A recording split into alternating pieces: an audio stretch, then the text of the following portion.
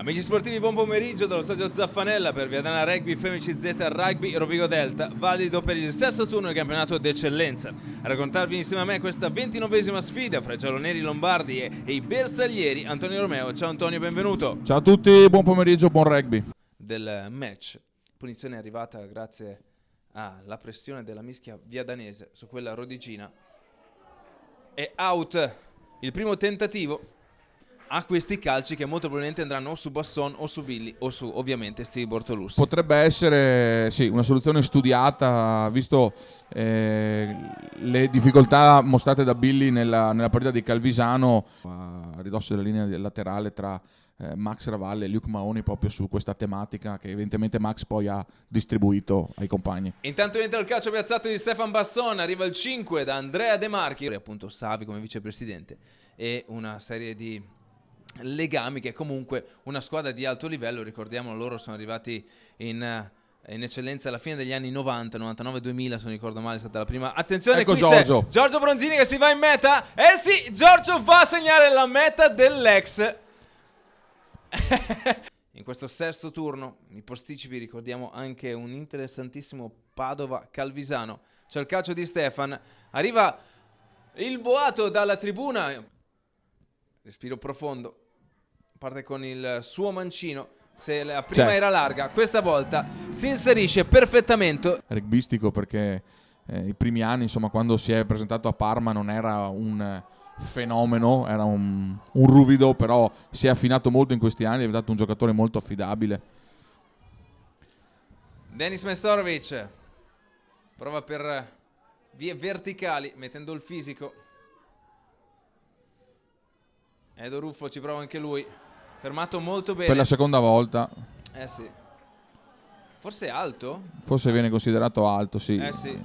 Problema per Edo Ruffo. Pascu prende un giallo. Avevamo appena finito di lodarlo, di recuperare palloni. Mi commenti Civetta e Rauz davanti a Stefan? Chiudono un po' la visuale, visto che è una posizione centrale. Ma Stefan, come vedi, posizione centrale per il numero 10 viadanese. Parte, sembra centrale, sembra buona, effettivamente è così. Vediamo il lancio di Ceccato, sempre Jeff in mezzo al raggruppamento. Proviamo. sì, questa è una cosa importante, perché quasi tutte le touche, a parte un paio lanciate sul primo blocco, sono quasi sempre andate su Jeff Montariol, quindi difficilmente riescono a contrastarlo, nonostante insomma la lettura sia abbastanza semplice. Lui è il Ceccato, batte veloce, va a cercarsi subito il vantaggio dei 5 metri, prende le spese di viaggio, ma le prende bene perché c'è un guadagno territoriale, un giallo, un grande lavoro di Ceccato. Sì. Con un'azione ne porta a casa 2, punizione e ammonizione per Santa Maria. O forse hanno acceso la lavatrice e è saltata la corrente. Tanto parte Stefan Basson, molto bene Stefan, 16-6 qui allo Zaffanella. Majstorovic, però c'è una punizione in favore del Viadana. Traoré mette tutti i propri chili e c'è forse la meta, vediamo, lo riusciamo a tenere alto.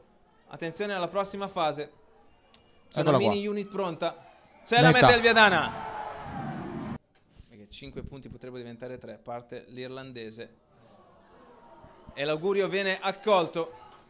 Pieno possesso dei rodigini. come vedi siamo disposti a perdere anche qualche centimetro di gioco di campo in favore del possesso. Basson butta fuori la palla e Rovigo vince lo Zaffanella di Viadana per 16-11. L'ultima frazione di gioco Viadana è stata secondo me impressionante per lucidità e per volontà. Noi ci vediamo giovedì per Rugby House e poi ci incontreremo anche per la partita di Grenoble venerdì in Francia. Ciao a tutti.